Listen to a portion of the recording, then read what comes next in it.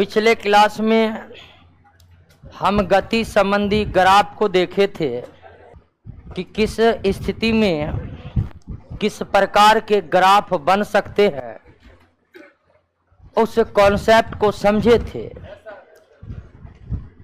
और हमारे इस प्रकृति में या फिर हमारे इस ब्रह्मांड में जिसका हिस्सा खुद हम लोग और हमारी पृथ्वी है, इसमें 4 प्रकार के बलों का अस्तित्व है। और ये ब्रह्मांड के निर्माण से ही 4 प्रकार के बलों का अस्तित्व है। समय समय पर विभिन्न प्रकार के वैज्ञानिकों ने इन 4 बलों के अस्तित्व का पता लगाया। हमारे प्रकृति में अनेक प्राकृतिक घटनाएं लगातार घटते रहती है। कुछ समय पहले ही बारिश हुई है, यह भी एक प्राकृतिक घटना ही है। आंधी का आना एक प्राकृतिक घटना है, ज्वार भाटों का उठना एक प्राकृतिक घटना है। आखिर इस प्राकृतिक घटनाओं के पीछे जिम्मेवार कौन है? कौन है जो बारिश करा रहा है और कौन है जो ज्वार भाटा ला रहा है? इन बातों की जानने की उत्सुकता शुरुआत से ही वैज्ञानिकों को थी।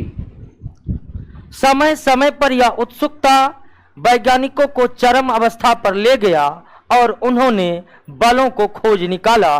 और आप जान गए हैं कि न्यूटन ने गुरुत्वाकर्षण बल के अस्तित्व का पता लगाया, कूलम ने विद्युत बल के अस्तित्व का पता लगाया, युकावा पाइमेसन थ्योरी से न्यूक्लियर फोर्स यानी कि नाभिकीय बल के अस्तित्व का पता चला, और युकावा पाइमेसन थ्योरी के आगे चलकर वीक फोर्स का पता लगा। तो इसकी चर्चा हम पिछले क्लास में कर चुके थे। जिनका भी क्लास छूट गया, ऐप पर जाइएगा, फ्री ऑफ कॉस्ट में क्लास अवेलेबल है, देख लीजिएगा आप। और देख लीजिएगा तो देख ही लीजिएगा, क्योंकि आप जान रहे हैं कि दोस्तों औसत विद्यार्थी का अब कहीं पर रिजल्ट नहीं हो रहा है। जरूरी है लगातार पढ़ते रहने का। लगातार पढ़ते नहीं रहिएगा तो हर एग्जाम का कटअप अब नोक तक पहुंच रहा है। चाहे रेलवे एग्जाम का लीजिए, वहां कटअप 92-93 चला जा रहा है। परसेंट की हम बात कर रहे हैं। हाल फिलहाल में दरोगा एग्जाम हुआ, लड़का पूछिए कि लड़की पूछिए, सबका कटअप दिनों दिन आगे 82-83 क्रॉस कर रहा है। इतने हाई कटअप जा रहा है। ऐसी स्थिति में आप चाह रहे हैं कि सरकारी नौकरी हो, तो इसका एक ही तरीका है। हो सकता है दूसरा तरीका होगा, लेकिन वो हमें पता नहीं है। जो एक तरीका है कि वो आप इस उम्र में सिर्फ पढ़िए। बस दोस्तों 1 और 2 या 3 साल अगर आप कष्ट काट कर भी सिर्फ पढ़ते हैं तो यकीन मानिए आगे का पूरा उम्र आपका गुलजार होने वाला है। आइए दोस्तों आगे की शुरुआत करते हैं अब। और आगे का जो टॉपिक है, आगे का जो हमारा समझने का टॉपिक है, बैलेंस एंड अनबैलेंस्ड फोर्स।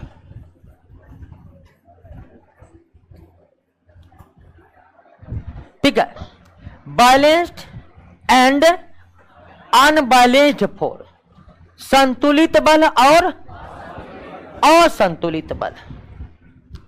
संतुलित बल और दूसरा है असंतुलित बल। क्या है संतुलित बल और क्या है असंतुलित बल?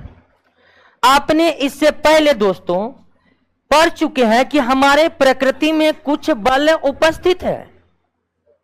गुरुत्वाकर्षण बल, विद्युत बल, नाभिकीय बल और दुर्बल बल पढ़ चुके हैं ना। ये बल हमारे प्रकृति में मौजूद है। ठीक है, तो हमारे प्रकृति में जो बल मौजूद है वो हमेशा ही मौजूद रहेंगे। क्षण भर के लिए भी वो लुप्त नहीं हो सकते हैं। क्लियर है ना? क्षण भर के लिए भी वो बल लुप्त नहीं हो सकते हैं जो बल हमारे ब्रह्मांड में मौजूद है। क्या गुरुत्वाकर्षण बल किसी समय लुप्त हो सकता है? नहीं। 2 द्रव्यमान के बीच लगने वाले आकर्षण बल को क्या कहते हैं? गुरुत्वाकर्षण।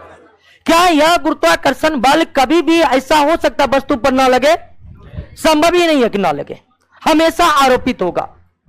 क्या नाभिकीय बल जिसके कारण किसी परमाणु के नाभिक का अस्तित्व सही सही बना रहता है, क्या वे क्षण भर के लिए भी लुप्त हो सकते हैं? नहीं हो सकते। तो प्रकृति में जो बल मजबूत है, प्रकृति में जो बल मजबूत नहीं, जो बल उपस्थित है वे हमेशा उपस्थित रहेंगे।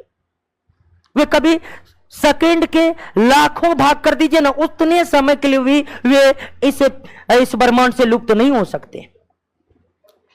अगर यह बात जान गए हैं तो आइए सबसे पहले आप संतुलित बल को समझने का प्रयास कीजिए। किसी वस्तु पर लगने वाले कई बलों का अगर परिणाम शून्य हो तो उसे क्या कहा जाता है? संतुलित बल कहा जाता है। किसी वस्तु पर लगने वाले सभी बलों का परिणाम क्या हो? जीरो, तो उस बल को क्या कहते हैं? संतुलित बल कहते हैं। आप जान रहे कि ये जो बोर्ड है ना, क्या इस बोर्ड पर बल लग रहा है? लग रहा है, लग रहा है बल। कौन बल लग रहा है? पृथ्वी इस पर गुरुत्व बल लगा रही होगी कि नहीं लगा रही होगी? लेकिन पृथ्वी जो नीचे की तरफ इस पर ग्रेविटी लगा रहा है, फोर्स ऑफ ग्रेविटी लगा रहा है, उसके विपरीत ऊपर की तरफ वो भी बल लग रहा है जो इसके दीवार में नट के द्वारा लगाया जा रहा है। घर के छत पर कोई बल लग रहा है? लग रहा है। कोई बल नहीं लगेगा तो पृथ्वी तो गुरुत्व बल के द्वारा नीचे खींचेगा ही नहीं खींचेगा। लेकिन पृथ्वी इस छत को, पृथ्वी आपके छत को जितने बल से नीचे खींचता है, पिलर उतना ही बल लगाकर उसको क्या कर देता है? जीरो कर देता है। और हमको लगता है कि हमारे छत पर बल ही ना लग रहा हो। तो संतुलित बल पहचानने का एक ही तरीका है दोस्तों, जब आपको लगे कि बल लग ही नहीं रहा है, समझ जाइए कि कौन बल लग रहा है? संतुलित। किसी वस्तु पर अगर आपको लग रहा है कि बल नहीं लग रहा है इस पर, तो उस पर कौन बल लग रहा है? क्योंकि ऐसा संभव ही नहीं है कि किसी क्षण किसी वस्तु पर बल ना लगे। कोई लगाए कि न लगाए, पृथ्वी तो हमेशा हर एक वस्तु पर गुरुत्व बल लगाएगा कि लगाएगा? लगाएगी। तो संतुलित बल को हम इस तरह से भी परिभाषित कर सकते हैं, जब किसी वस्तु पर बल का कोई प्रभाव हमें दिखाई न पड़े, जब किसी वस्तु पर बल का प्रभाव हमें दिखाई न पड़े तो उस बल को क्या कहते हैं? इस बोर्ड पर कौन बल लग रहा है? संतुलित बल। क्लासरूम में कैमरा लगा हुआ है, कौन बल लग रहा है? संतुलित बल। घर के छत पर कौन बल? संतुलित बल। दिख ही नहीं रहा है कि बल लग रहा है तो समझिए बल लग रहा है, लेकिन कौन? क्लियर? कोई दिक्कत? अब असंतुलित बल क्या है? परिभाषा तो यही है कि किसी वस्तु पर लगने वाले अगर सभी प्रकार के बलों का परिणामी शून्य नहीं है, रिजल्ट शून्य नहीं है, तो उसे क्या कहेंगे? असंतुलित। संतुलित और असंतुलित बलों के बीच का फर्क यह है दोस्तों कि संतुलित बल का प्रभाव हमें नजर नहीं आता है, जबकि असंतुलित बल का प्रभाव हमें नजर आता है। असंतुलित बल का प्रभाव हमें नजर आता है। साइकिल चल रहा है और साइकिल चलते हुए साइकिल सवार को धक्का मारकर गिरा दीजिए। धक्का मार दिए, गिर गया, प्रभाव नजर आ गया ना? आप जो धक्का मारे वो कौन बल था? असंतुलित बल था। तो संतुलित और असंतुलित बल के बीच का डिफरेंस यही है कि संतुलित बल का प्रभाव हमें नजर नहीं आता है, जबकि असंतुलित बल का प्रभाव हमें नजर। हम अपने दैनिक जीवन में जब भी बल शब्द का यूज करते हैं तो उसका मतलब संतुलित से नहीं होता, उसका मतलब किससे होता है? धक्का देना, ऐंठना, मरोड़ना, दबाना, ये सभी कैसे बल के उदाहरण है? असंतुलित बल के उदाहरण है। धक्का मारना, ऐंठना, मरोड़ना, ये सब अगर किसी वस्तु के साथ आप कर रहे हैं, निश्चित तौर पर उसका प्रभाव आपको पता चलेगा कि नहीं चलेगा? चलेगा कि नहीं चलेगा? चलेगा। जब वस्तु पर लगे बल का प्रभाव आपको नजर आ जाए तो समझ जाइए कौन बल लग रहा है। और जब आपको लगे कि बल लग ही न रहा है, क्लियर है, घर में खड़ी गाड़ी पर कौन बल लग रहा है? संतुलित बल लग रहा है। कौन बल लग रहा है? संतुलित। तो गाड़ी खड़ा है, कुछ नहीं हो रहा है गाड़ी के साथ। अब कहेगा बल नहीं लग रहा है, लग रहा है, लेकिन जो बल लग रहा है वो क्या है? संतुलित है, इसलिए उसका प्रभाव नजर नहीं आ रहा है। कहीं अब कोई दिक्कत है? एक फाइट मार के दांत झाड़ देना, कहिए कौन बल है? कहिए कौन बल है? असंतुलित है ना। सीधा सा समान सा नियम है कि लगे आपको बल नहीं लग रहा है तो कह दीजिए कैसा बल लग रहा है? संतुलित। आपको कोई पूछेगा मोनू कुमार तुम्हारे घर के पिलर पर कोई बल लग रहा है? आप देखिएगा पिलर तो एकदम खड़ा है, कुछ नहीं हो रहा है, कहिएगा हाँ लग रहा है, लेकिन जो लग रहा है वो कौन है?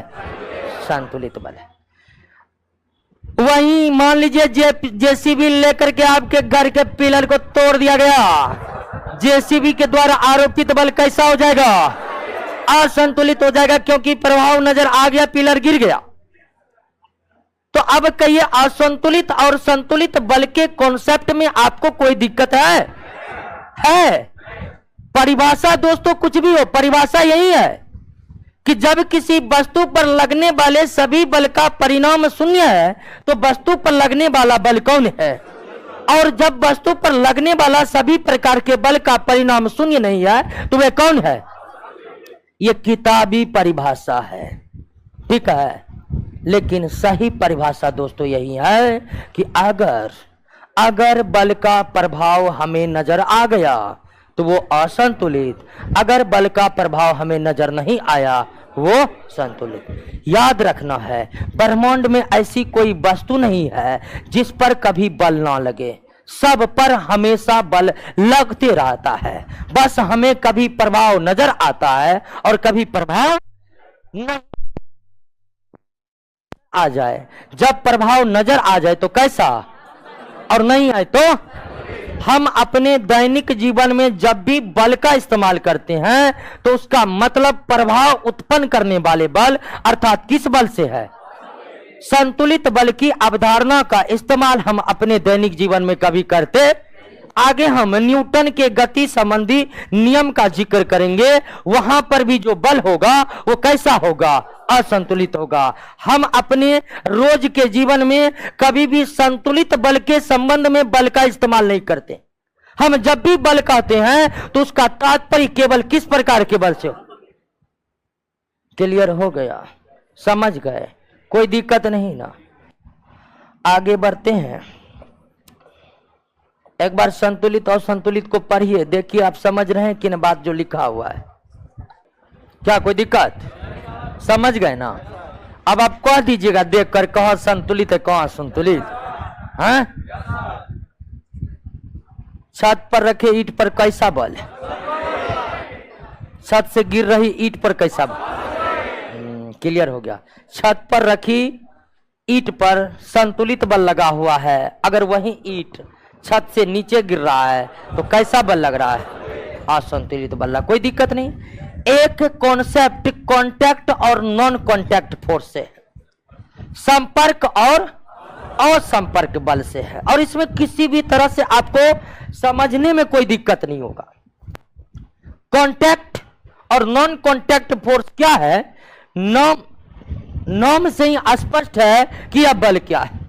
अर्थात कुछ बल आरोपित करने के लिए हमें आरोपित करने वाली वस्तु को क्या करना पड़ता है? स्पर्श करना पड़ता है। लेकिन कभी कभी बिना स्पर्श किए बल आरोपित हो जाते हैं। तो संपर्क और असंपर्क बल, कांटेक्ट और नॉन कांटेक्ट फोर्स का कॉन्सेप्ट यह है कि ऐसे बल जो बिना स्पर्श किए ही आरोपित हो जाए वे नॉन कांटेक्ट फोर्स है, और जो बल आरोपित करने के लिए वस्तु को कांटेक्ट करना पड़े, संपर्क करना पड़े, उसे हम क्या कहेंगे? संपर्क बल। उदाहरण के लिए चुंबक अपने बल के द्वारा लोहा कुछ दूर है उसको खींच लेता है कि नहीं? चुंबक लौह पदार्थ को अपने तरफ से खींचता है, वो चुंबकीय बल से खींचता है। चुंबकीय बल एक किस प्रकार का बल है? कैसा बल है? असंपर्क बल है।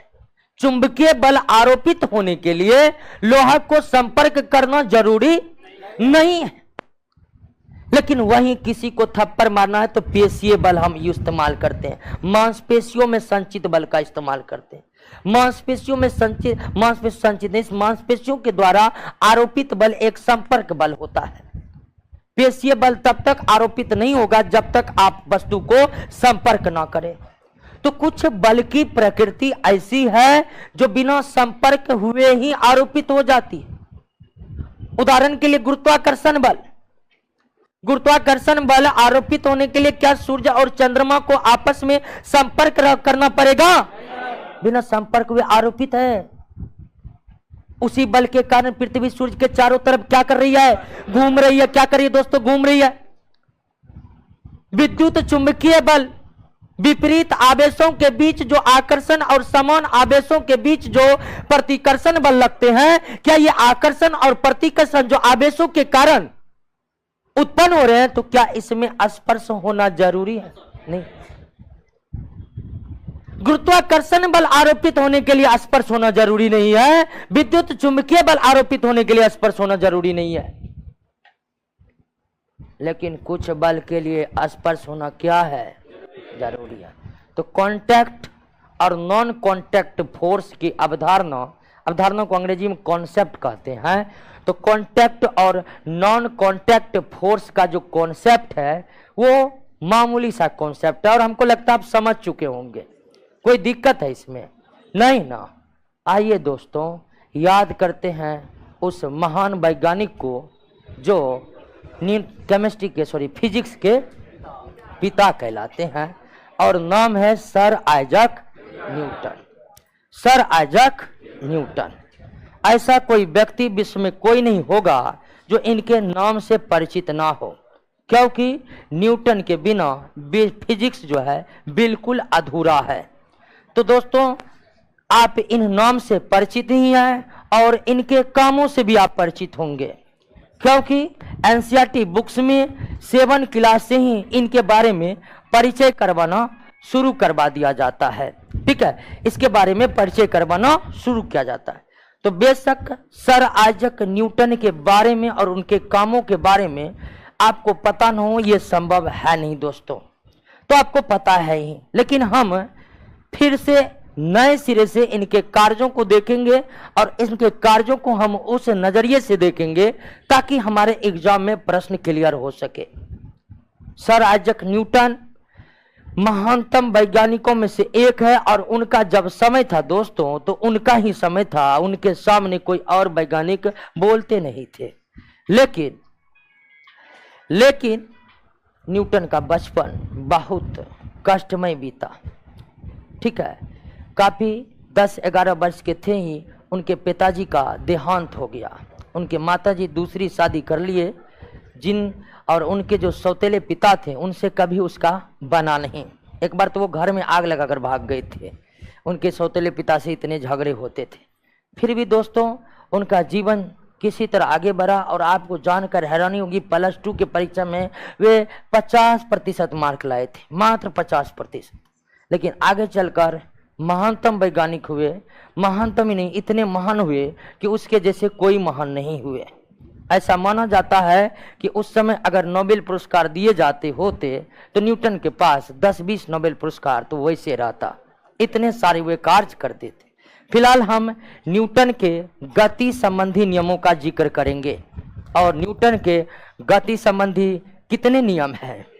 3 नियम है दोस्तों। न्यूटन के गति संबंध कितने नियम है? 3 नियम है। और पहला नियम है फर्स्ट लॉ जो है, गति के प्रथम नियम जो है वो समझिए आप। गति का प्रथम नियम कहता है कि स्थिर वस्तु, गति का प्रथम नियम कहता है कि स्थिर वस्तु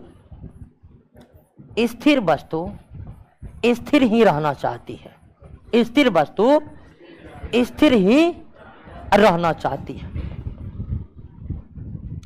स्थिर वस्तु स्थिर ही रहना चाहती है, स्थिर वस्तु स्थिर ही रहना चाहती है, और गतिशील वस्तु, ठीक है, गतिशील वस्तु गति में ही रहना चाहती है, गतिशील वस्तु गति में ही रहना चाहती है, गतिशील वस्तु गति में ही रहना चाहती है। पहला नियम को समझिए, स्थिर वस्तु स्थिर रहना चाहती है और गतिशील वस्तु गति में ही रहना चाहती है। लेकिन तब तक जब तक इस पर बल आरोपित न हो, जब तक इस पर बल आरोपित न हो, जब तक इस पर बल आरोपित न हो, यानी न्यूटन के प्रथम नियम के अनुसार स्थिर वस्तु स्थिर ही रहना चाहती है, लेकिन स्थिर वस्तु तब तक ही स्थिर रह सकती है जब तक उस पर क्या ना लगे, बल ना लगे।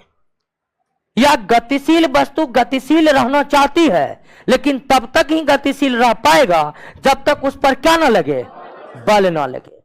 तो न्यूटन का प्रथम नियम, न्यूटन का गति संबंधी प्रथम नियम यही है दोस्तों कि स्थिर वस्तु में स्थिर रहने की प्रवृत्ति होती है, गतिशील वस्तु में गति में रहने की प्रवृत्ति होती है, लेकिन यह प्रवृत्ति उसमें तब तक कायम रहती है जब तक उस पर क्या ना लगा दे, बल ना लगा दे। यानी बल लगाने पर स्थिर वस्तु स्थिर नहीं रह पाएगा, या बल लगाने पर गतिशील वस्तु गति में नहीं रह पाएगा। अर्थात बल लगाने पर स्थिर वस्तु गति में आ सकता है, या बल लगाने पर गतिशील वस्तु क्या हो सकता है, स्थिर हो सकता है। क्लियर है? कोई दिक्कत है दोस्तों? पहला गति नियम समझे हैं? अब कहिएगा ये कौन सा गति नियम है, तो हम जानवे करते थे दोस्तों, नहीं जानते थे, न्यूटन के बाद जानना शुरू हुआ। आपको हम बल का परिभाषा बता रहे थे, बल का जब परिभाषा पढ़ रहे थे तो आपको बता रहे थे कि न्यूटन ने जब तक गति नियम नहीं पेश किए थे तब तक बल का सही परिभाषा भी लोगों को मालूम नहीं था। बल का सही परिभाषा तब निकलकर सामने आया जब न्यूटन गति संबंधी नियम पेश कर दिए। तो फिर सवाल उठता कि क्या गति नियम नहीं था तो लोग बल नहीं जानते थे? जानते थे, लेकिन याद कीजिए वही सतमा का किताब, खींचना और धकेलना को क्या कहते हैं? बल कहते हैं। बड़ी ढंग तरीके से आप पढ़े होंगे 7 क्लास में, बच्चों खींचना और धकेलना ही क्या कहलाता है? बल कहलाता है। पढ़े नहीं परिभाषा? तो हम उस समय बताए थे कि न्यूटन का जो प्रथम नियम है दोस्तों, न्यूटन का जो प्रथम नियम है, ये वाली बात, न्यूटन के प्रथम नियम में जो ये वाली बात है कि स्थिर वस्तु स्थिर ही रहना चाहती है, गतिशील वस्तु गतिशील ही रहना चाहती है, ये न्यूटन से पहले कोई और बता चुके थे। और न्यूटन से पहले ये बात कौन बता चुके थे? गैलीलियो। कौन बता चुके थे? यानी गैलीलियो कई वर्ष पहले ही यह क्लियर कर चुके थे कि स्थिर वस्तु स्थिर रहने की चाहती है और गतिशील वस्तु गति में रहना चाहती है। स्थिर वस्तु में स्थिर में रहने का गुण, गतिशील वस्तु का गति में रहने का गुण कैसा गुण कहलाता है? जड़त्व का गुण कहलाता है। कैसा गुण कहलाता है? जड़त्व का गुण कहलाता है, यानी इनर्शिया। जड़त्व को इंग्लिश में इनर्शिया कहते हैं। यानी आप कह सकते हैं न्यूटन के प्रथम गति नियम को जड़त्व का नियम भी कहा जाता है। और न्यूटन का प्रथम गति नियम बिल्कुल हूबहू किसके नियम के समान है? अंतर यही है कि गैलीलियो किसका जिक्र नहीं किए और न्यूटन किसका जिक्र कर दिए? बल का।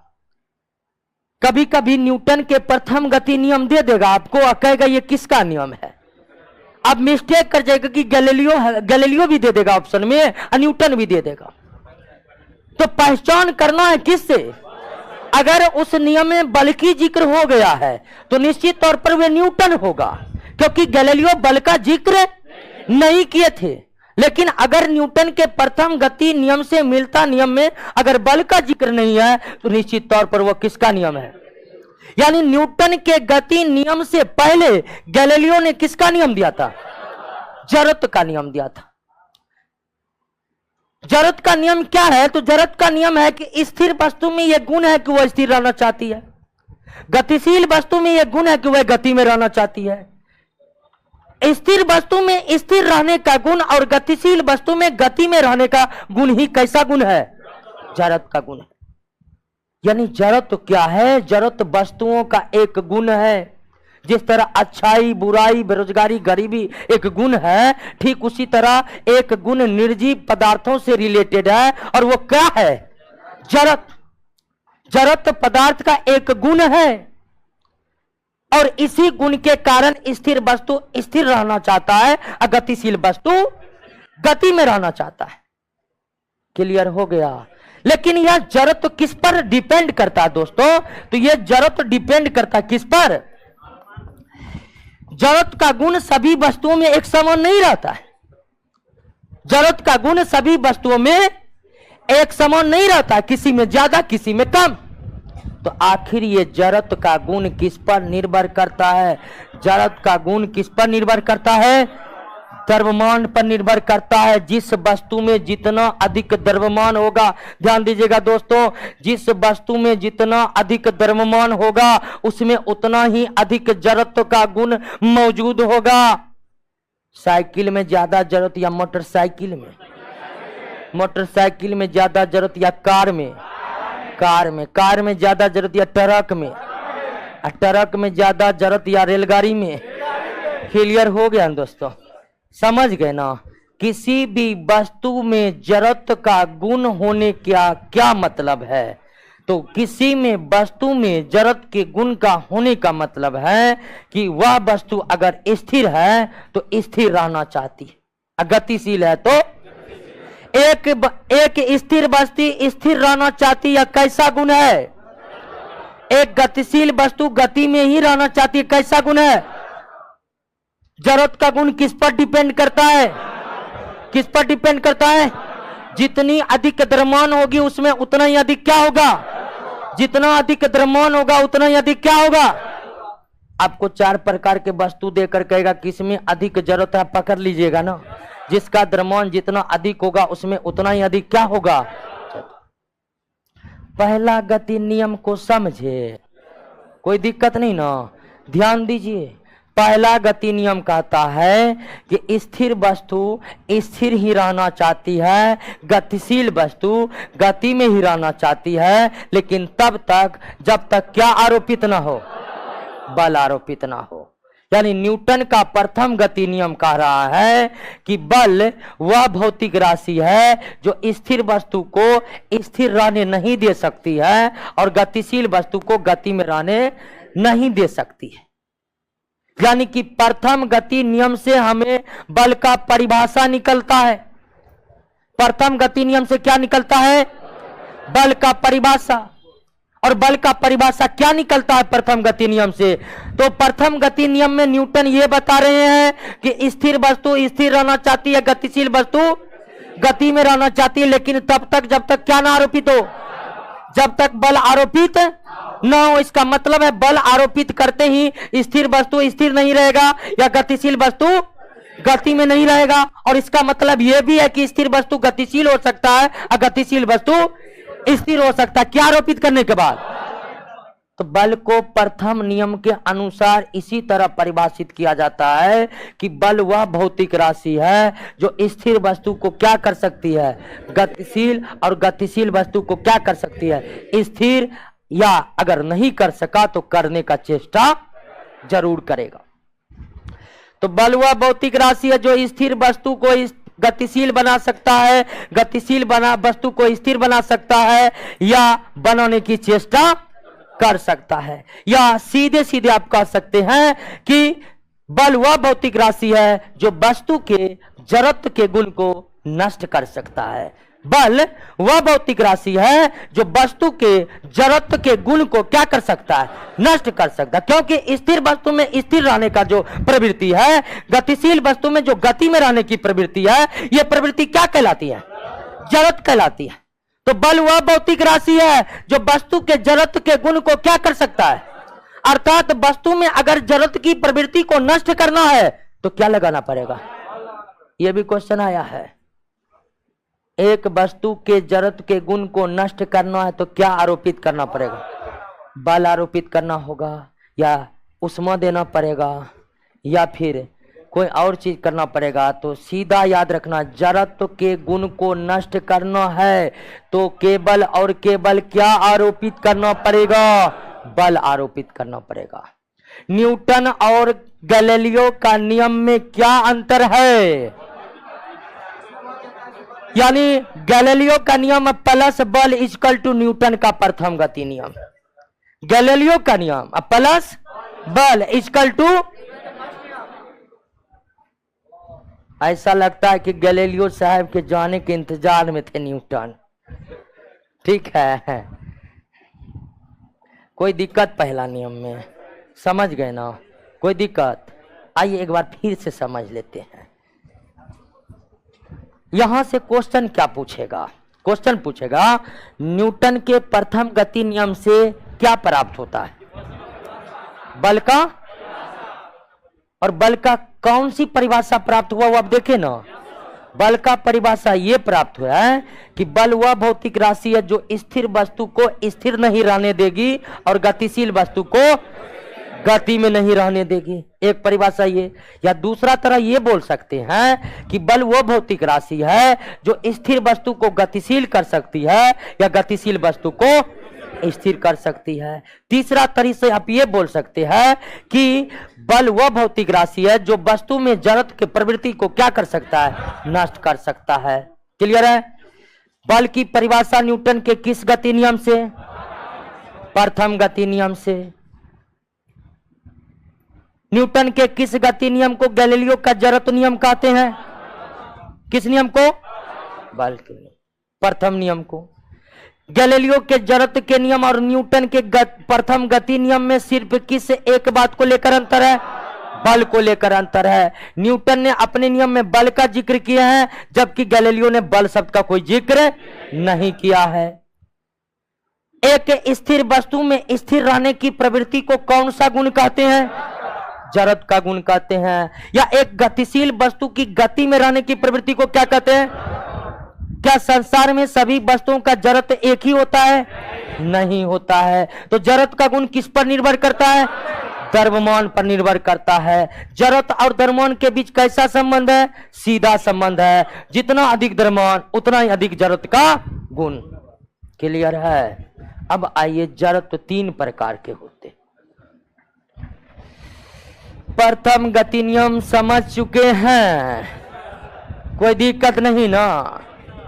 आइए दोस्तों, जड़त्व के तीन प्रकार हैं। एक इनर्शिया ऑफ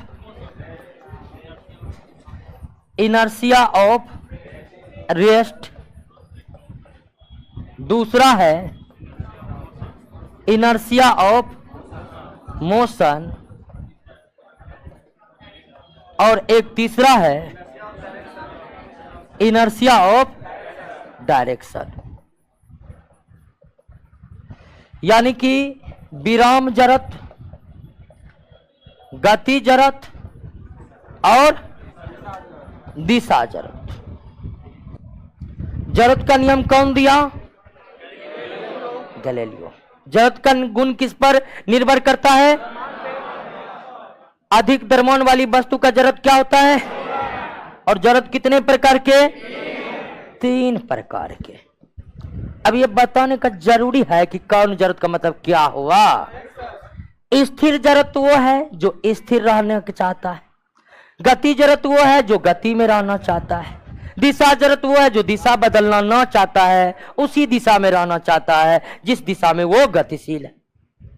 यानी कि अगर विराम के वस्तु विराम में ही रहना चाहता है तो उसमें कैसा जड़त्व है? विराम जड़त्व है। गतिशील वस्तु गति में ही रहना चाहता है, कैसा जड़त्व है? गति जड़त्व। एक दिशा में गति कर रही वस्तु उसी दिशा में गति करते रहना चाहता है तो यह कैसा जड़त्व है? दिशा जड़त्व। एक सवाल कई बार एग्जाम में आया है, गाड़ी एकाएक चलना शुरू करता है तो हम पीछे की तरफ झुक जाते हैं ना। गाड़ी एकाएक चलना शुरू करेगा, पीछे की तरफ झुक जाते। ये कौन जरूरत के कारण? गाड़ी स्थिर थी, गाड़ी पर हम थे, हम भी स्थिर थे। स्थिर अवस्था में कौन जरूरत? विराम जरूरत। विराम जरूरत के कारण हमारा शरीर विराम में ही रहना चाहेगा। गाड़ी हो गया स्टार्ट, आगे बढ़ गया। अब गाड़ी तो आगे बढ़ गया क्योंकि इंजन स्टार्ट कर दिया, उस पर बल लग गया तो गाड़ी चलना शुरू कर दिया। लेकिन हमारा शरीर विराम की अवस्था में है और विराम जरूरत के कारण हमारा शरीर क्या चाहता है? विराम में ही रहे। लेकिन गाड़ी पर इंजन का बल लगने के कारण गाड़ी क्या हो गया? हमारा शरीर कह रहा कि हम जरूरत के कारण विराम में रहना चाहते हैं। गाड़ी आगे, हम पीछे। या गाड़ी जब एकाएक चलती हुई गाड़ी एकाएक रुकती है तो हम आगे की तरफ झुक जाते हैं। किसके कारण? गति जरूरत के कारण। जब गाड़ी चल रही थी तो हम भी चल रहे थे। गाड़ी भी गति जरूरत में, हमारा शरीर भी गति जरूरत में। लेकिन अचानक गाड़ी के इंजन के द्वारा बल लगने पर गाड़ी स्थिर हो गया, जबकि हमारा शरीर जो गतिशील है वे गति जरूरत के कारण गति में ही रहना चाह रहा है। इसलिए गाड़ी तो रुक गया है लेकिन हमारा शरीर गति में ही रहना चाहता तो आगे भाग रहा है। फिर हम भी बल लगाते हैं कि नहीं संभल जाओ जी, क्या कहिएगा? नहीं, हम बल नहीं लगाएंगे तो न्यूटन के गति नियम के अनुसार आगे धड़ाम से गिरेंगे। क्या कोई दिक्कत? डायरेक्शन, आप पहिया को घूमते थे, अभी कीचड़ में गाड़ी चलाए हैं तो कीचड़ जो होते हैं पहिए के साथ घूमना चाहते हैं, ठीक है? वे पहिए के साथ उसी दिशा में गति करना चाहते हैं। किस जरूरत के कारण ऐसा हो रहा है? दिशा जरूरत। जरूरत कितने प्रकार के? 3 प्रकार के। स्थिर जरूरत जो वस्तु में स्थिर रहने का गुण मौजूद करता, स्थिर रहने का गुण प्रदान करता है। गति जरूरत वस्तु को गति में रहने का गुण प्रदान करता है। दिशा जरूरत वस्तु को उसी दिशा में गति कराना चाहता है जिस दिशा में वो क्या कर रहा है। पहला गति नियम समझ गए? कोई दिक्कत नहीं ना? स्थिर वस्तु स्थिर रहना चाहती है, गतिशील वस्तु गति में रहना चाहती है, लेकिन तब तक जब तक क्या ना लगे? बल ना लगे। अर्थात बल लगाने पर स्थिर वस्तु स्थिर नहीं रह सकती है, गतिशील वस्तु गति में नहीं रह सकती।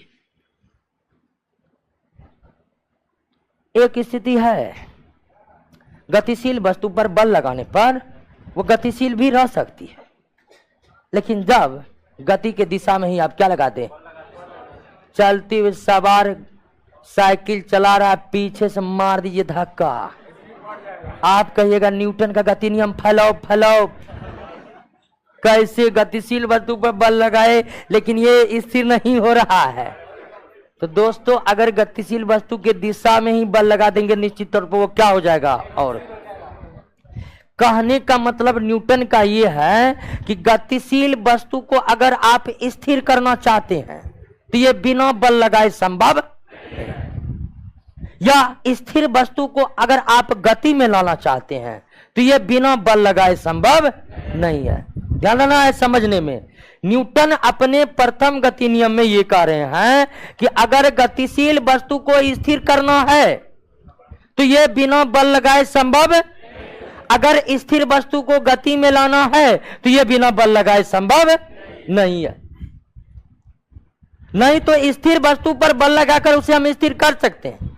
एक पत्थर रखा हुआ है और उस पर हम लात लगे उसको नीचे में मारे, कहिएगा हे देखिए फ्लॉप हो गया। क्या हुआ? स्थिर वस्तु पर बल लगा, स्थिर ही रह गया। तो दोस्तों गति नियम किस अनुसार से न्यूटन बताए, इसको समझे कि नहीं समझे? कोई दिक्कत नहीं ना? न्यूटन का गति नियम कहता है कि गतिशील वस्तु को बिना बल लगाए हम स्थिर, और स्थिर वस्तु पर बिना बल लगाए हम उसे गतिशील। न्यूटन का गति नियम कहता है कि जरूरत के गुणों को नष्ट करना है तो बल आरोपित ही करना पड़ेगा।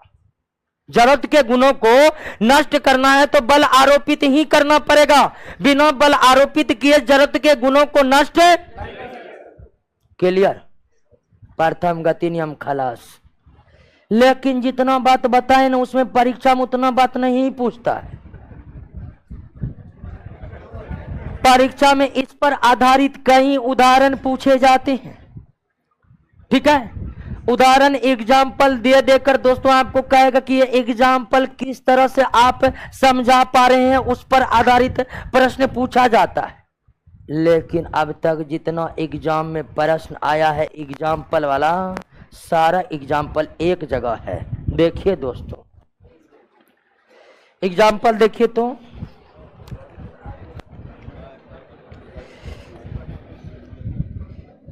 एक एग्जाम्पल समझिए। एक क्वेश्चन कई बार पूछा गया है कि एक समान चाल से चलती हुई गाड़ी पर आप बैठे हैं और एक सिक्का को ऊपर उछाले हैं, तो गाड़ी चलती हुई गाड़ी पर भी अगर सिक्का को उछाले तो सिक्का आपके हाथ में ही गिरेगा। चलती हुई गाड़ी से, लेकिन गाड़ी चलनी चाहिए एक समान गति से, अर्थात उसमें त्वरण नहीं होनी चाहिए। एक समान चाल से चल रही गाड़ी पर सिक्के उछालने पर वह सिक्का पुनः हाथ में ही गिरती है, या एक समान चाल से चल रही रेलगाड़ी से गेंद को उछालने पर गेंद हाथ में ही गिरती है। किसके कारण? जड़त्व के कारण या न्यूटन के प्रथम गति नियम के अनुसार। अब कैसे, इसको बस समझिए आप। गाड़ी गतिशील है और आप गाड़ी पर बैठे हैं तो आप भी क्या है? सिक्का गाड़ी पर बैठा वो भी क्या है? सिक्का भी गतिशील है, आप भी गतिशील है, गाड़ी भी गतिशील है। अब जरूरत के कारण सिक्का भी गति में रहना चाहेगा, आप भी गति में रहना चाहिएगा, गाड़ी तो गतिशील है ही। जब आप सिक्का को ऊपर उछाले तो जरूरत के कारण सिक्का गति में रहना चाहेगा कि नहीं चाहेगा? और आप गाड़ी पर बैठे तो आप गति में है ही, और सिक्का जरूरत के कारण किस स्थिति में रहेगा? गति में कारण। इसीलिए गति में है तो सिक्का भी गाड़ी के साथ क्या बढ़ेगा? आगे बढ़ेगा, वो आपके हाथ में गिरेगा।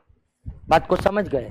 लेकिन अगर गाड़ी में त्वरण रहेगा, यानी कि प्रति सेकंड गाड़ी की चाल बढ़ते जा रहा है, तब सिक्का उछालेगा, सिक्का पीछे आप आगे। गाड़ी मंदन में रहेगा तो सिक्का आगे आप पीछे। एक समान चाल से चल रही गाड़ी से कोई व्यक्ति सिक्का उछालता है तो उछलकर सिक्का कहां गिरेगा? किसके कारण? जड़त्व के कारण या न्यूटन के प्रथम। ऐसा क्यों? तो जड़त्व के कारण सिक्का भी गतिशील बना रहता है, इसीलिए वे गाड़ी के गति से मेल खाता है और अंत में वो हाथ में ही गिरता है। क्या?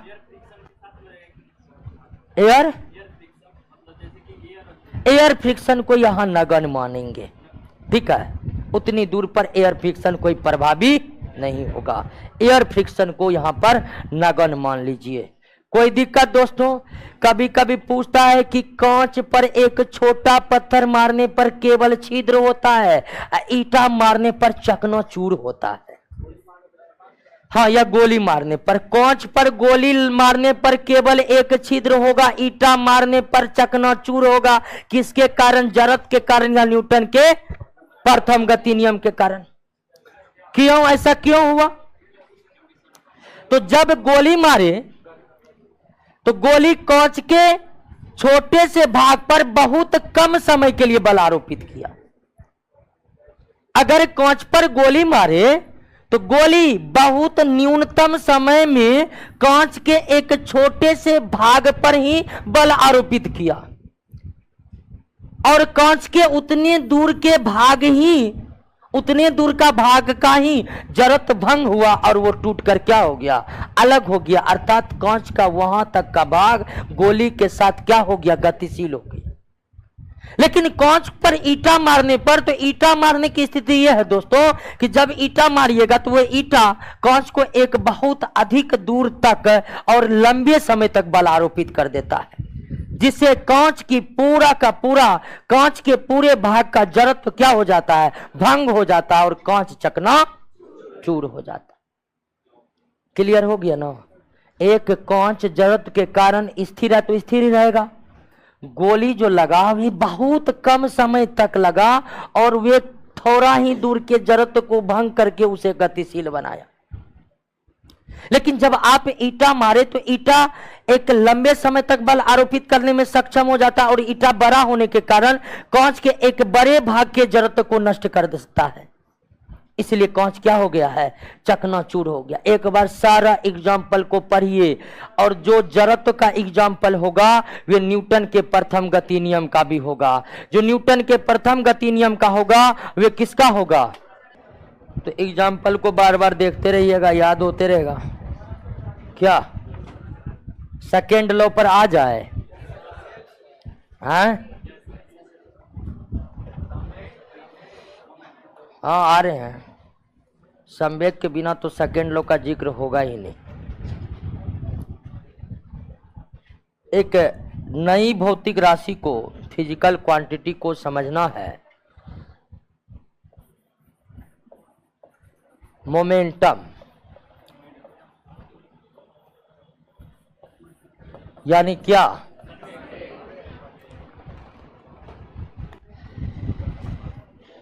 एक वस्तु किसी दूसरे वस्तु पर अगर बल आरोपित करे, ध्यान दीजिएगा दोस्त, समझ रहे हैं ना, बिल्कुल क्लीन माइंड से, बस सिर्फ समझिए, परीक्षा का टेंशन नहीं लीजिए, क्योंकि क्वेश्चन आपके एग्जाम में वही आएगा जो हम करवाएंगे आपको। नोट में पीछे में क्वेश्चन है ना, उसका एक एक क्वेश्चन हम आपको करवाएंगे। इसीलिए पूरा ध्यान समझने पर दीजिए। आप समझ जाइएगा तो फायदा ये होगा कि जब क्वेश्चन पर हम डिस्कस करेंगे तब आप आसानी से उसको बना सकते हैं और लंबे समय तक याद रख सकते हैं। इसीलिए पूरा ध्यान समझने का दीजिएगा, क्योंकि परीक्षा वही पूछता है जो हम नोट में देते हैं। मोमेंटम, संवेग, एक वस्तु किसी दूसरे वस्तु पर जो बल आरोपित करेगा वह किन किन बातों पर निर्भर करता है। बात को समझ रहे हैं कि एक वस्तु किसी दूसरे वस्तु पर जो बल आरोपित करेगा वह किन किन बातों पर निर्भर करता है। तो पहला निर्भर करता है किस पर? गति पर। किस पर? गति पर। मान लीजिए कि एक कार की गति या वेग 20 मीटर पर सेकेंड है। एक दूसरा car same to same 40 meter पर सेकेंड। सेम कार, मान लीजिए ये भी बोलेरो है और ये भी बोलेरो है। एक चल रहा है 20 मीटर पर सेकेंड से और दूसरा चल रहा है 40 मीटर पर सेकेंड से। कोई दिक्कत नहीं ना? गाड़ी का नाम गड़बड़ से नहीं लिया है? ठीक है, गाड़ी ठीक ठाक गाड़ी है ना? हाँ, वैसे भारत में ठीक ठाक पुराना जो गाड़ी धान के खेत में भी चले वही असली है कि ना है? आइए दोस्तों, तो मान लीजिए सेम गाड़ी है, गाड़ी पर बहस ना करें, सेम गाड़ी, एक 20 मीटर पर सेकेंड की चाल से चल रहा है और दूसरा, दोनों ही कार मान लीजिए मोनू कुमार को धक्का मार दिया। ठीक है, मान लीजिए एक सोनू को धक्का मार दिया, एक, क्या लगता है किसका स्थिति गड़बड़ होगा? मोनू का गड़बड़ होगा। इसका मतलब आप जान रहे हैं कि अगर वेग ज्यादा है तो निश्चित तौर पर वो ज्यादा बल आरोपित करेगा। यानी एक वस्तु दूसरे वस्तु पर जो बल आरोपित करेगा ये डिपेंड करता है कि वो किस गति से बल आरोपित कर रहा हो। एक ही गाड़ी है, बोलेरो, लेकिन एक 20 मीटर पर सेकेंड की चाल से चल रहा है और एक 40 मीटर पर सेकेंड की चाल से चल रहा है। तो यहां पर सोनू कुमार का सिर्फ पैर टूटा है और मोनू कुमार कोमा में है। ठीक है, हो सकता है ऐसा, ठीक है, ईश्वर ना करे कि ऐसा हो, लेकिन मान लीजिए ठीक है, देखिएगा जिनका नाम सोनू मनु होगा माफ करिएगा, ठीक है। मान लेते हैं ये काल्पनिक नाम है और जीवित व्यक्ति से इसका कोई संबंध नहीं है, मानकर चलते हैं। फिल्म देखते हैं ना, ये केवल काल्पनिक कहानी और जीवित व्यक्ति से इसका कोई संबंध है भी तो वो संयोग मात्र है। तो आप जान गए कि मोनू कुमार को ज्यादा डिफिकल्ट होगा और यह निर्णय आप किस आधार पर लिए हैं? गति के आधार पर, वेग के आधार पर। वेग जितना अधिक रहेगा वो वस्तु उतना ही अधिक बल आरोपित करेगी। वेग जितना अधिक रहेगा वो वस्तु उतना ही अधिक, यानी एक वस्तु दूसरे पर जो बल आरोपित करती है यह निर्भर करता है उस वस्तु के वेग पर। जिस वस्तु का वेग जितना अधिक होगा वो उतना ही अधिक बल आरोपित करेगा। लेकिन एक वस्तु दूसरे पर जो बल आरोपित करेगी यह सिर्फ वेग पर ही डिपेंड नहीं करता है दोस्तों, यह निर्भर करता है दूसरा किस पर? द्रव्यमान पर। मान लीजिए कि कार भी चल रहा है 40 मीटर पर सेकेंड से और ठोकर मारा मोनू को, और एक ट्रक चल रहा है 40 मीटर पर सेकेंड से ही और ठोकर मारा किसको? क्या लगता है किसका स्थिति गंभीर होगा? यहां पर दो अलग अलग, एक कार है और एक ट्रक है, दोनों का वेग क्या है? समान है, लेकिन ज्यादा स्थिति किसकी खराब होगा? और यह निर्णय आप किस आधार पर लिए हैं? यानी कि आप द्रव्यमान के आधार पर यह निर्णय लिए हैं कि जितना अधिक द्रव्यमान होगी वस्तु का उतना ही अधिक वो बल आरोपित करेगा। यानी कि एक वस्तु जो दूसरे पर बल आरोपित करती है वह निर्भर करता है किस पर? वो निर्भर करता किस पर? गति का मतलब वेग पर। एक वस्तु जो दूसरे पर बल आरोपित करेगा वह निर्भर करता किस पर? और किस पर? द्रव्यमान पर। अगर हमें द्रव्यमान और वेग एक साथ बोलना है, द्रव्यमान वेग एक साथ बोलना है, तो उसी के लिए जो नई भौतिक राशि है उसे क्या कहते हैं? संवेग एक ऐसी भौतिक राशि है जो द्रव्यमान और वेग को एक साथ परिभाषित कर देता है।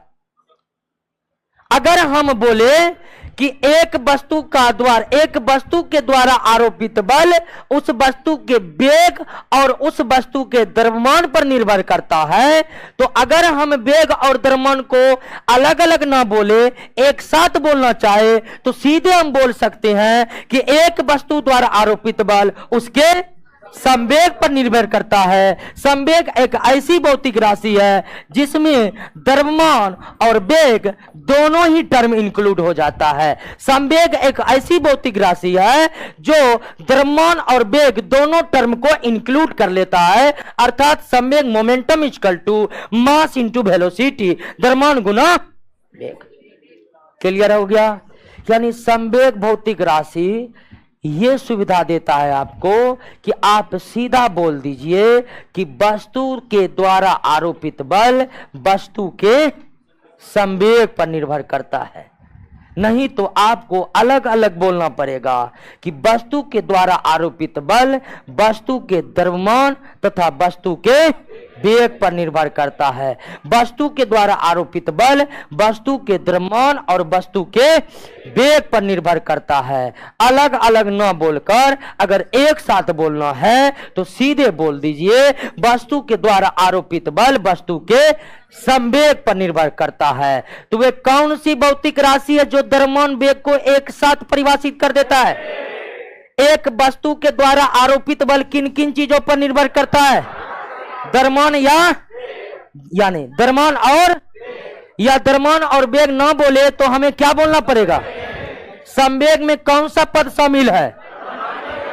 द्रव्यमान शामिल है या वेग? दोनों शामिल है। हमको नहीं लगता कि आप संवेग में कोई दिक्कत होगा। एक बार एग्जाम में पूछा हुआ है, क्वेश्चन है कि वस्तु के द्वारा आरोपित बल निर्भर करता है। ए में था द्रव्यमान, बी में था वेग, सी में था संवेग डी में था इनमें से सभी। तो इनमें से सभी होगा यहां पर आंसर, इनमें से। क्वेश्चन ये हुआ था, ये एसएससी का एग्जाम, सेंट्रल एसएससी के एग्जाम में था, +2 लेवल वाला में, कि वस्तु के द्वारा लगाए गए घटना चक्र में ये क्वेश्चन है, आप पढ़े होंगे जो भी पढ़ते होंगे घटना चक्र। एक वस्तु के द्वारा आरोपित बल किस पर निर्भर करता है? ऑप्शन ए में था द्रव्यमान, ऑप्शन बी में था वेग, ऑप्शन सी में था संवेग, डी में था इनमें से सभी।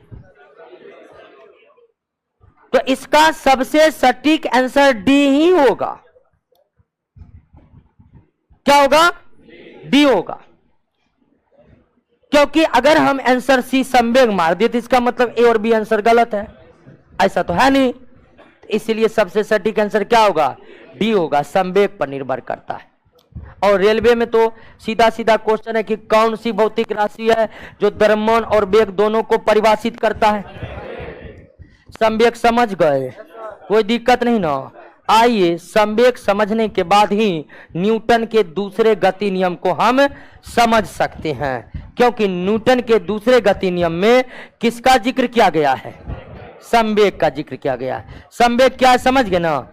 संवेग को हम P में इंडिकेट करते हैं। P बराबर क्या हो गया? mv। P बराबर, अब संवेग का अगर ऐसा यूनिट देखे तो m का क्या होता है? kg। अभी का तो संवेग का ऐसा यूनिट क्या हो गया? अगर डायमेंशन देखे तो kg का, मीटर का, सेकेंड का, तो संवेग का बीमा क्या हो गया? mlt माइनस संवेग का एसआई मात्रक क्या हो गया? और संवेग एक सदिश राशि है। कैसी राशि है? सदिश राशि है। संवेग कैसी राशि है? सदिश राशि है। संवेग का एसआई मात्रक क्या है? केजी मीटर पर सेकेंड। संवेग का बीमा क्या होगा? तो याद रखने वाला तत्व है, और याद नहीं समझ लिए तो कोई याद रखने की जरूरत नहीं है। आइए दूसरा गति नियम को समझते। Second law.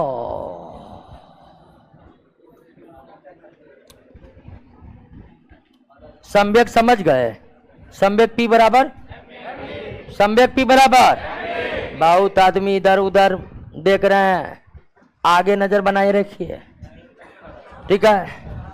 सेकेंड नियम, सेकेंड नियम कहता है कि संवेग परिवर्तन की दर, संवेग परिवर्तन की दर वस्तु पर लगाए गए बल के क्या होता है? समानुपाती। और यह परिवर्तन उसी दिशा में होता है जिस दिशा में बल क्या होता है? आरोपित होता है। क्लियर है? बात को समझे कि न समझे? संवेग तो आप समझ ही चुके हैं क्या? तो दूसरा गति नियम है कि संवेग परिवर्तन की दर वस्तु पर लगाए गए बल के समानुपाती होता है, और संवेग में परिवर्तन उसी दिशा में होता है जिस दिशा में बल लगता है। क्लियर बात समझ रहे दोस्तों? न्यूटन का दूसरा गति नियम है कि संवेग परिवर्तन की दर, संवेग P बराबर mv, संवेग परिवर्तन की दर उस वस्तु पर लगाए गए बल के समानुपाती होता है, और संवेग में परिवर्तन उसी दिशा में होता है जिस दिशा में बल लगता है। अब यहां पर संवेग परिवर्तन की दर क्या है कि मान लीजिए कि एक वस्तु का द्रव्यमान, एक वस्तु का द्रव्यमान को हम क्या मान लिए, और मान लिए कि उसका प्रारंभिक वेग क्या था, और उस पर हमने बल आरोपित कर दिया क्या? F। तो उसका वेग, वेग जो है बदल कर क्या हो गया? V हो गया। वेग बदल कर क्या हो गया? मान लिए हम कि एक वस्तु जिसका द्रव्यमान क्या है? m है, उसका प्रारंभिक वेग क्या है? u है, उस पर हम बल कौन लगा दिए? F। तो अंतिम वेग या वेग u से बदल कर क्या हो गया? v। अब हम इस पर क्या लगाए हैं? तो न्यूटन के दूसरा गति नियम के अनुसार बल लगाते ही संवेग क्या हो जाएगा? बदल जाएगा, संवेग क्या हो जाएगा, बदल जाएगा। और संवेग बदलने से यानी कि प्रारंभिक वेग u से अंतिम वेग v होने में मान लिए समय कितना लगा, t लगा। मान लिया है यह, और मानने के लिए इसी वर्ड का इस्तेमाल किया जाता है। क्यों होता है, न्यूटन भी यही काम किए हैं दोस्तों। द्रव्यमान को क्या मान लिए, m, प्रारंभिक वेग उस पर लगाए, f बल लगाने से u से क्या हो गया, u से v होने में कितना समय लगा, t। अब यहां पर संवेग प्रारंभ में कितना है, प्रारंभ में कितना, m में कितना, संवेग प्रारंभ में, अंतिम में समय कितना लगा, t। तो संवेग परिवर्तन का दर, संवेग परिवर्तन, परिवर्तन कितना हुआ, mv माइनस mu। अब परिवर्तन की दर की बात करें तो mv माइनस mu बाय होगा कि नहीं होगा। संवेग में परिवर्तन कितना हुआ, तो पहले संवेग mv, अंत में संवेग mv। तो संवेग में परिवर्तन बराबर अंतिम संवेग माइनस प्रारंभिक संवेग। संवेग परिवर्तन का दर का मतलब होता है समय कितना लगा है संवेग परिवर्तन होने में। तो संवेग परिवर्तन बराबर mv minus mu by t, mv minus mu by, संवेग परिवर्तन बराबर mv minus mu by t। तो न्यूटन का द्वितीय गति नियम कहता है कि संवेग परिवर्तन की दर, और संवेग परिवर्तन की दर कितना हो जाएगा, mv minus mu by t बराबर, यही नहीं कह रहा है न्यूटन। संवेग परिवर्तन की दर किसके समानुपाती, अब अगर m कॉमन लेंगे तो v minus u by t समानुपाती किसका, अब v minus u by t बराबर क्या होता है, a बराबर क्या, समानुपाती, सॉरी समानुपाती। अब f समानुपाती m है, और SI यूनिट में अगर m के लिए kg, a के लिए मीटर प्रति सेकेंड स्क्वायर, और f के लिए न्यूटन का इस्तेमाल करें तो कांस्टेंट k का मान कितना हो जाता है। समानुपातिक राशि बराबर करने के लिए हम क्या लगाते हैं, कांस्टेंट। तो k बराबर मान कितना होता है 1, तो f बराबर ma। और ये है दोस्तों बल का फार्मूला, बल का यानी दूसरे गति नियम से हमें क्या प्राप्त होता है, बल का फार्मूला प्राप्त होता है। और बल का फार्मूला क्या है, F बराबर, तो एक और जहां बल का परिभाषा किससे निकला था, प्रथम गति नियम से बल का परिभाषा किससे निकला था, प्रथम गति नियम से बल का फार्मूला किससे निकला है। क्लियर, समझे कि नहीं। अब बल का फार्मूला कैसे निकला देख लिए, हाँ कोई दिक्कत नहीं ना।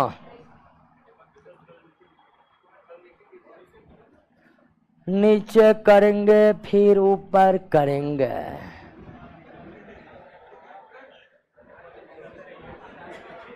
धीरे धीरे ऊपर करेंगे। क्लियर, क्या ए एक्सीलरेशन हो गया, हाँ एक्सीलरेशन पिछला क्लास में बताए थे v minus u by t, थे ना। कांस्टेंट का मान कितना होता है 1 होता है, लेकिन SI यूनिट में, CGS में नहीं या FPS में नहीं।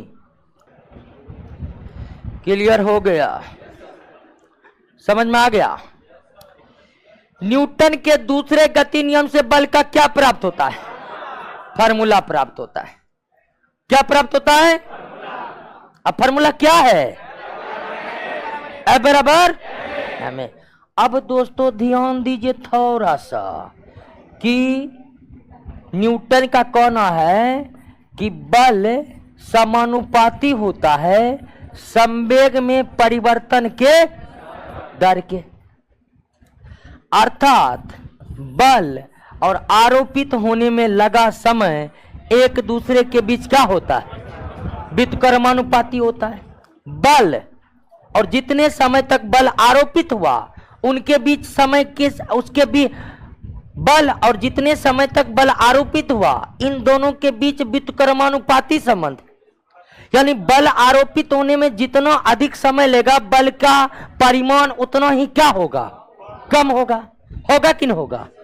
बल आरोपित होने में जितना, न्यूटन के दूसरा गति नियम के अनुसार देखिए तो बल और बल जितने समय तक आरोपित होगा वस्तु पर, उस समय के बीच कैसा संबंध है? इनवर्स प्रोपोर्शनल है, व्युत्क्रमानुपाती है। यानी जितने अधिक समय तक बल आरोपित होगा, बल का परिमाण उतना ही क्या होगा, कम होगा। अब बल जितने कम समय तक आरोपित होगा, बल का परिमाण उतना ही अधिक होगा। इस आधार पर कई प्रश्न पूछे जाते हैं।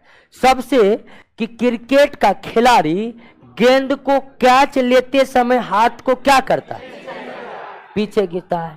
क्रिकेट का खिलाड़ी कैच लेते समय हाथ को क्या करता है, पीछे खींचने के क्रम में वो क्या बढ़ाता है, टाइम को बढ़ा देता है।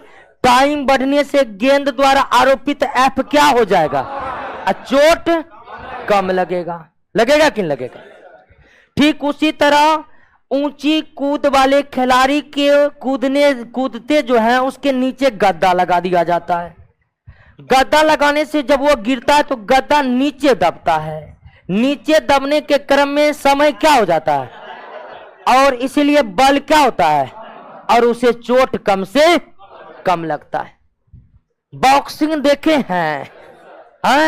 बॉक्सिंग देखे तो बॉक्सिंग मारते समय जैसे बॉक्सिंग मारा जाता है, सर क्या होता है, जिस बॉक्सर को पंच मारा जाता है वह सर को पीछे खींचता है। पीछे खींचने से फाइट का जो असर है उस असर को लाने में समय क्या हो जाता है, यानी जितना पीछे खींचता है समय को उतना क्या कर दिया, बढ़ा दिया। और समय बढ़ाने से एफ का मान क्या होता है और बॉक्सर को चोट। कराटे का खिलाड़ी एक ही प्रहार से ईंटों को तोड़ देते हैं। कराटे का खिलाड़ी जो होता है एक ही प्रहार से ईंटा को क्या कर देता है, ऐसे वो इसलिए करता है कि वे अधिक से अधिक बल कम से कम समय पर ईंटा पर लगा देता है। यानी कि बहुत बड़ा बल वो अपने हाथ के द्वारा ईंट पर कम से कम समय में आरोपित कर देता है।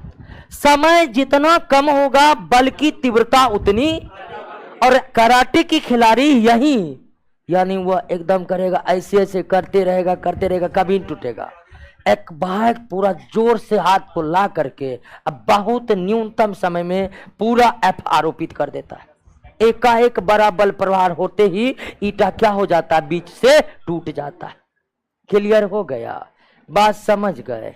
कोई दिक्कत नहीं ना। दूसरा गति नियम पर आधारित भी कई एग्जाम्पल आपके नोट में है। सारा एग्जाम्पल क्या कर लेना है, याद कर लेना। दोस्तों याद कर लेने का मतलब होता है याद कर ही लेना है। अगर याद नहीं हो रहा है तो याद कीजिए, बहुतों को पहले से ही याद है। वो आपके साथ क्या हल करेंगे परीक्षा में ये आप जान है। दोस्तों तीसरों को भी ले ही लेते हैं क्या, पहला दूसरा तीसरा, उसके बाद समाप्ति हो जाएगा। उसके बाद नेक्स्ट क्लास में न्यूमेरिकल बनाएंगे और न्यूमेरिकल में बहुत एब्सेंट रहता है। ठीक है, याद करिए दोस्तों, भागिएगा डर से तो निकल जाइएगा परीक्षा से। हाँ, ये इंटर का परीक्षा नहीं है कि कैलकुलस चलेगा तो हम नहीं जाएंगे, सेकेंडरी डिवीजन में पास कर जाएंगे। यहाँ कंपटीशन में कुछ नहीं होता है, इंटर में होता है जी। कैलकुलस जैसे स्टार्ट हुआ गायब रहना चालू।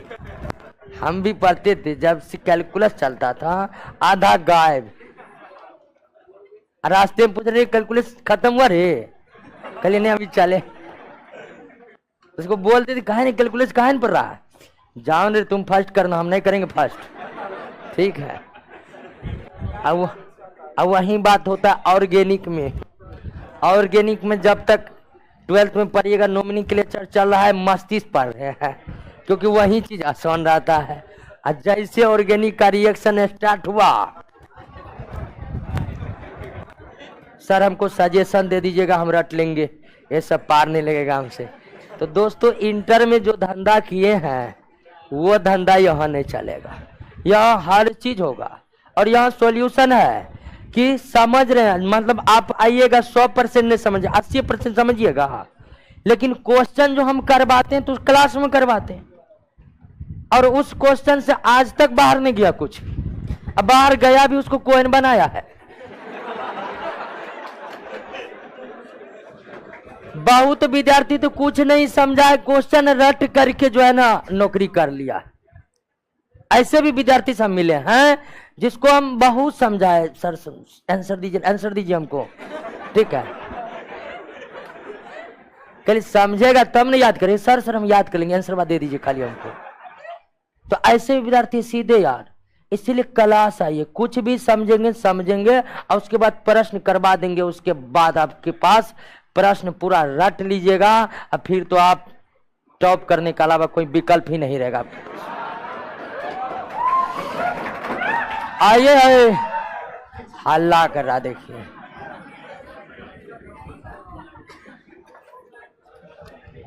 थर्ड लो, पहला नियम से बल का परिभाषा निकला। ध्यान दीजिए दोस्तों, पहला नियम से बल का परिभाषा निकला। बल का परिभाषा यह निकला कि बल लगाने के बाद ही स्थिर वस्तु को गतिशील किया जा सकता है और गतिशील वस्तु को स्थिर किया जा सकता है, यही था परिभाषा। दूसरा नियम से बल का फार्मूला निकला। अब बल का फार्मूला F बराबर ma। अब तीसरा नियम है, तीसरा नियम बलों के बीच के संबंध को बतलाता है। तीसरा नियम बलों के बीच का संबंध बतलाता है, और संबंध बलों के बीच क्या है यह तीसरा नियम से ही पता चलता है। तीसरा नियम को समझने के लिए आप पहले समझिए कि एक वस्तु है x और दूसरा वस्तु है z।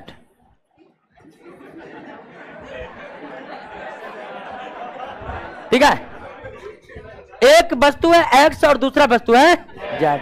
मानने में क्या जाता है, क्या मान लिए हैं। अब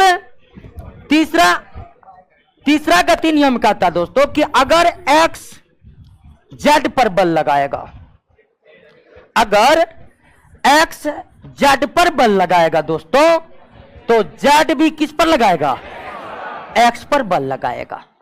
z भी किस पर लगाएगा, x पर लगाएगा। तीसरा नियम कहता है दोस्तों कि अगर एक वस्तु x z पर बल लगाएगा तो z भी छोड़ेगा नहीं, वो भी बल लगाएगा। कितना बल लगाएगा, जितना x लगाएगा। बलों के बीच का संबंध यही है दोस्तों कि इस ब्रह्मांड में कहीं पर एक अकेला बल का अस्तित्व नहीं है। जहां पर भी बल है जोरे में है।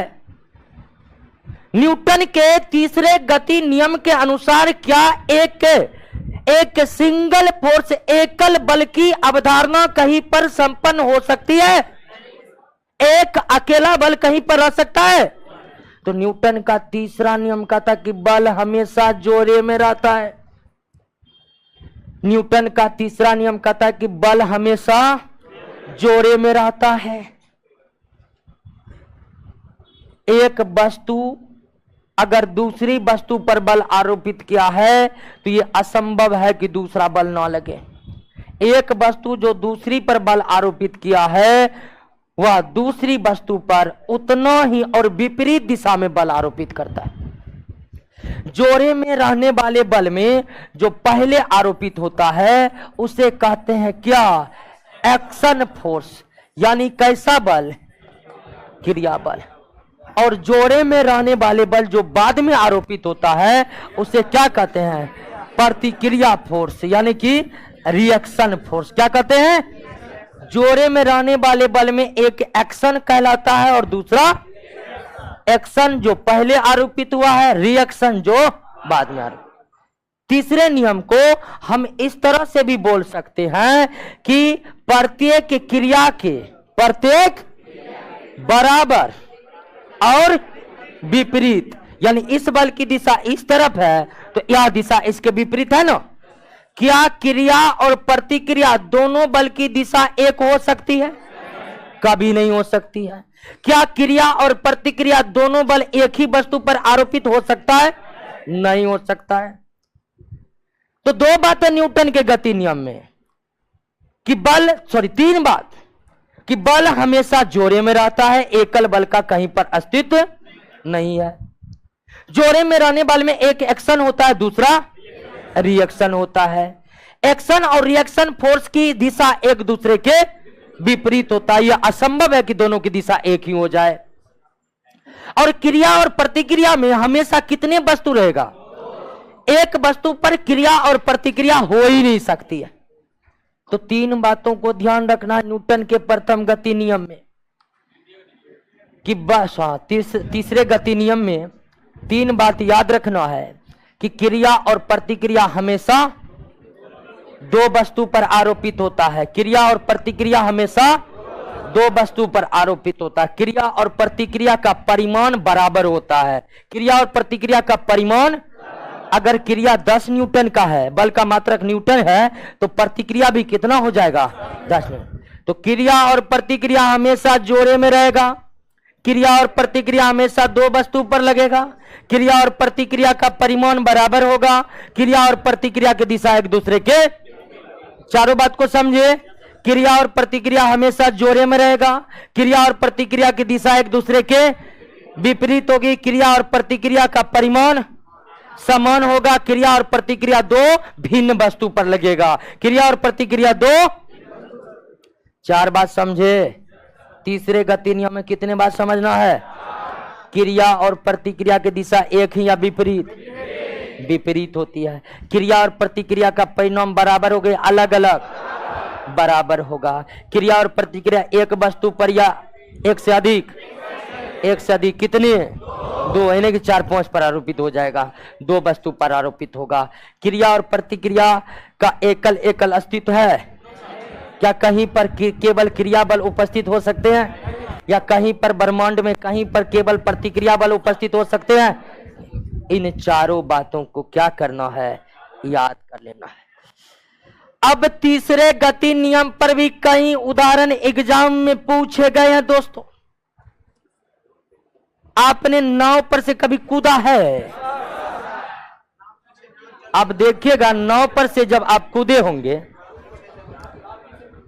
वैसे कूदना नहीं चाहिए, ठीक है। वैसे हमारा तो घर जो है ना एकदम कोसी नदी के बगल में है, तो तैरना जो है मौलिक अधिकार है। नाव पर से कूदना जो है मतलब बचपन की एक अनिवार्य प्रैक्टिकल है। तो हम तो खूब कूदे हैं। तो अगर नाव पर से कूदेंगे, तो नाव पर से कभी कूदे होंगे या कूदते देखे होंगे, तो आप कूदिएगा आगा और नाव जाएगा पाछा। ये कौन सा लॉजिक है कि हम आगे नाव पीछे? ऐसा क्यों हो रहा है? तो ऐसा न्यूटन के, आप देखिएगा, नाव से आप कूदिएगा आगे और नाव चला जाता है पीछे। हम माथा पकड़ लेते हैं कि हम आगे नाव पीछे। ये हो रहा है कैसे? तो दोस्तों यहां काम आता है न्यूटन का तीसरा गति नियम। हम कूदे आगे इसलिए क्योंकि नाव ने हम पर बल लगाया। अब नाव ने हम पर आगे की तरफ बल लगाया, तो हम नाव पर पीछे की तरफ लगाएंगे। अगर हम कूदेंगे और नाव हम पर बल न लगाएगा, जगह पर रह जाएंगे। तो कूदते समय, नाव से कूदते समय नाव पीछे की ओर मुड़ जाते हैं। ऐसा इसलिए होता है कि कूदते समय नाव हमें आगे बढ़ाता है, तो हम नाव को पीछे बढ़ा देते हैं। यहां क्रिया प्रतिक्रिया बल है। क्रिया प्रतिक्रिया बल की दिशा हमेशा क्या होती है? नदी में तैरना न्यूटन के किस गति नियम के द्वारा समझाया जा सकता है? नदी के तैरते समय में हाथ से पानी को क्या करते हैं? तो पानी हमको क्या कर देता है, और इसी को तैरना कहते हैं। क्लियर? या कुआं से बाल्टीन से, कुआं के अंदर से बाल्टीन से अगर जल निकाल रहे हैं और अचानक बाल्टीन की रस्सी टूट जाए तो हम क्या हो जाते हैं, पीछे। ऐसा क्यों? तो न्यूटन के तीसरी गति नियम के अनुसार जब हम रस्सी को खींच रहे थे तो हम बल लगा रहे थे ऊपर, अब बाल्टीन का रस्सी बल लगा रहा था, अब बाल्टीन टूट गया, नीचे का बल खत्म, अब हम अपने बल के द्वारा यानी ऊपर लगा रहे थे, हम अपने बल के कारण गिर जाते हैं। क्लियर है? घोड़ा गाड़ी, हाँ सही है। घोड़ा गाड़ी जो घोड़ा खींचता है तो घोड़ा किस बल के द्वारा खींचता है जानते हैं? घोड़ा पैर पटकता है पृथ्वी पर, घोड़ा पैर पटकता है, अब पृथ्वी छोड़ देगा, पृथ्वी भी बल लगाता है किस पर? उसी बल से टम आगे की ओर बढ़ जाता है, घोड़ा गाड़ी आगे की ओर बढ़ जाता है। हम जमीन पर जो चलते हैं उसे भी न्यूटन के तीसरे गति नियम के अनुसार हम जमीन पर चलते हैं, बल लगाते हैं किस पर? पृथ्वी पर। अब पृथ्वी बल लगा देते हैं, हम तिरछा टाइप से बल लगाते हैं, तिरछा टाइप से बल लगाते हैं, पृथ्वी पर बल लगा, पृथ्वी बल लगाती है हम पर और हम जो है आगे बढ़ जाते। क्लियर हो गया? प्रथम द्वितीय तृतीय गति नियम क्लियर। जितना भी एग्जाम्पल है गेट बाय हार्ट रहनी चाहिए। आइए दोस्तों नेक्स्ट क्लास में हम संवेग संरक्षण के नियम और न्यूमेरिकल प्रश्नों पर चर्चा करेंगे।